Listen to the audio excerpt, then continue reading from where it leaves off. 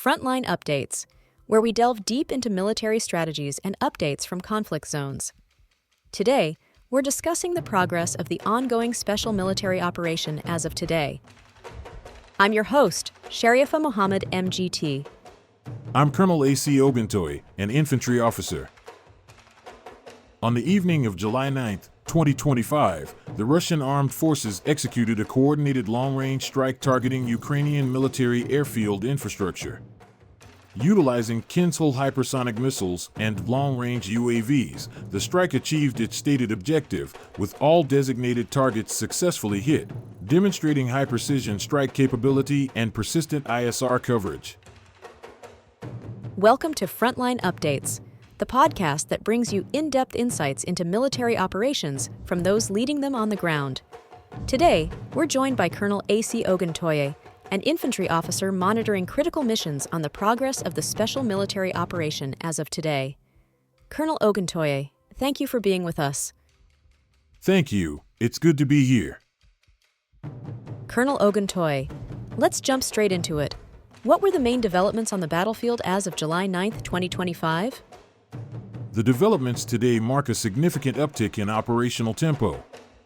The Russian Armed Forces executed a coordinated, multi-domain strike across several strategic zones. Notably, the day began with a group strike using Kinshul hypersonic missiles and long-range unmanned aerial vehicles targeting Ukrainian military airfield infrastructure. These weren't symbolic strikes. Every designated target was hit, affirming both the precision capability and the ISR synchronization that underpins Russian aerospace doctrine today. On the ground, each regional group of forces, north, west, center, south, east, and Dnepr, engaged Ukrainian brigades across a spectrum of terrain from Kharkiv to Zaporizhia. We're observing a very deliberate shift in strategy. Rather than overwhelming the entire front, Russia is concentrating pressure on critical seams, logistics hubs, command nodes, and forward-deployed EW systems. You mentioned precision airstrikes. Can you elaborate on why hypersonic missiles and UAVs were used in tandem here? Yes. The combined use of hypersonics and UAVs illustrates a dual-layered approach. Hypersonics like Kinshul missiles offer near-immediate strike effects. By the time radar picks them up, it's already too late. They're ideal for neutralizing hardened targets, such as underground command bunkers or reinforced hangars. But what's equally important is the UAV swarm. These drones provide real-time battle damage assessment, decoy function, and sometimes conduct simultaneous strikes on softer targets.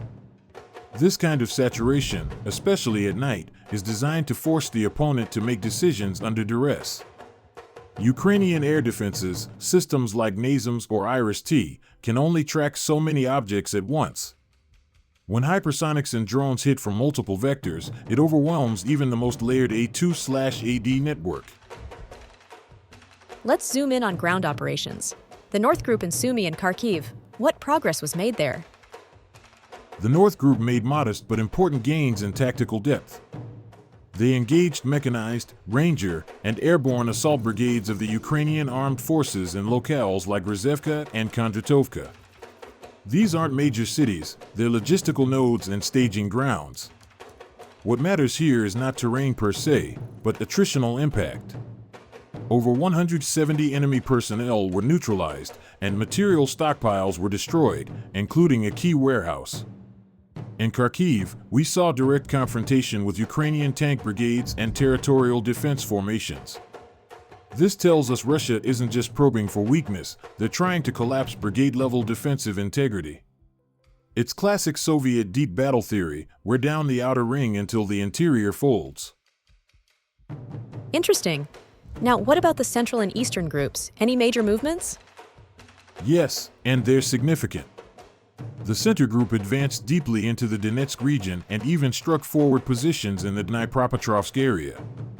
What's notable is the scope of their engagement. They took on 10 brigades in one operational cycle, including airborne, mechanized, marine, and National Guard units. Ukrainian losses were steep, about 440 personnel in this axis alone. This signals a major push toward a decisive breakthrough in central Ukraine. When you're attacking that many units at once, your goal is not incremental territory, it's to rupture cohesion, overwhelm the rear, and isolate the front. And the East Group of forces? Meanwhile, the East Group liberated the settlement of Tolstoy, which, although small, sits at a vital road junction. Their operations spanned across both Donetsk and Zaporizhia. EW stations, vehicles, and 2 tanks were knocked out. It's a textbook case of what we call force fragmentation, splitting Ukrainian forces across multiple pressure points until they can't reconstitute an effective defense. And finally, the DNEPR group. Did they focus mainly on the southern front? Correct. The Dnieper group focused on operations near the Zaporizhia and Kherson regions. Their targets included coastal defense brigades and territorial formations, especially in and around Kamenskoye, Orkhov, and Antonovka. The strategic goal here is clear: deny Ukraine stable rear areas along the Dnipro River axis and prevent lateral reinforcement. What's compelling is the sheer number of electronic warfare systems destroyed, 8 in one day, suggesting a high-priority suppression campaign. Combined with fuel and ammunition depots also being taken out, this is a calculated move to paralyze Ukrainian sustainment operations ahead of any counteraction. Can you give us the broader implications of today's developments? What we're seeing is a doctrinal pivot toward operational encirclement and suppression. These are not blunt force frontal attacks. Russia is applying nonlinear warfare principles, precision strikes, drone saturation, EW neutralization, and simultaneous localized offensives. If this continues at pace, the Ukrainian side will face significant challenges in maintaining brigade readiness, resupply timelines, and command and control. It's the slow grind of exhaustion, logistically, cognitively, and morally. The liberation of Tolstoy is a symbol, but the attrition of 10 brigades across 4 axes in one day is the real message. Ukrainian journalist Volodymyr Boyko claims over 107,000 criminal cases for desertion or unauthorized absence were opened in Ukraine in the first half of 2025. What do these numbers suggest to you? If these figures are even directionally accurate, they point to a critical failure in the Ukrainian military's internal cohesion and legal enforcement mechanisms. Over 107,000 cases in just 6 months, that's roughly 17,000 to 19,000 cases per month, is a staggering attrition rate. To compare, those numbers are equivalent to the size of multiple corps-level formations simply walking off the battlefield or failing to report. But what makes this especially alarming is the deeper structural breakdown it reveals. According to Boyko, only 3.3% of those cases resulted in formal suspicion notices, and just 1.7% of the accused returned to their units. That means over 97% of cases were left unresolved, no trial, no accountability, and no return to duty. We're talking about an army bleeding combat personnel faster than it can log or respond to their absence. What's driving this kind of collapse in disciplinary enforcement? Why isn't the Ukrainian military prosecuting these cases more effectively? There are 3 main reasons. First, frontline overload. Commanders at the battalion or brigade level are already stretched thin, and most don't have the administrative bandwidth to compile legal case packets or navigate the complexities of sending files to the State Bureau of Investigation. Second, a legal shortcut has emerged. In spring 2025, Ukraine passed a law allowing commanders to delist a service member with a simple report after 30 days of unauthorized absence. This effectively replaces formal criminal referrals with a paper trail. That may ease bureaucratic burden, but it also collapses accountability.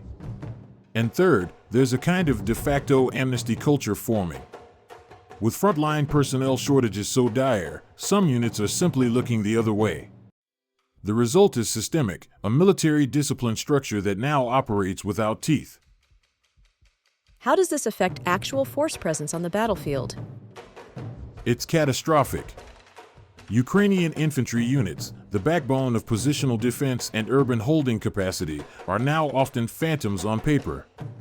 Some brigades show full rosters administratively, but physically, they may have 40 to 60% of their personnel unaccounted for.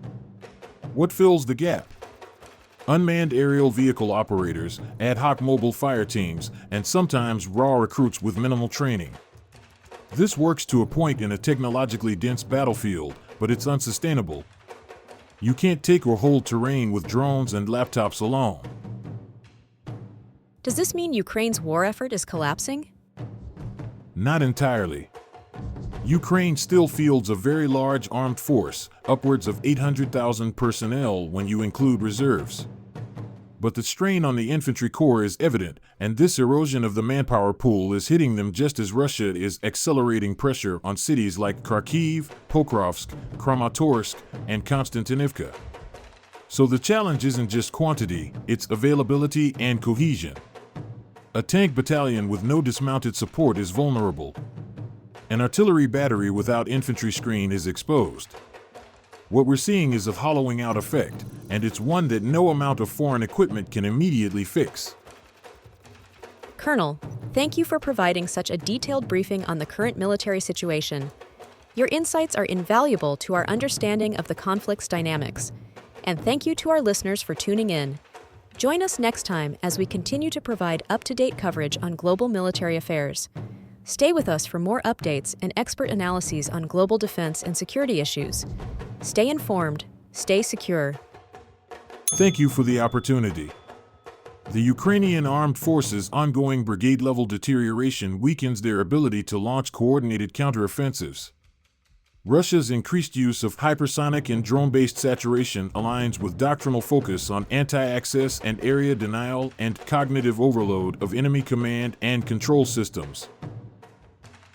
This has been Frontline Updates. Subscribe for daily military briefings and in-depth strategic analysis. Visit our platform for maps, transcripts, and exclusive Frontline updates from commanders in theater.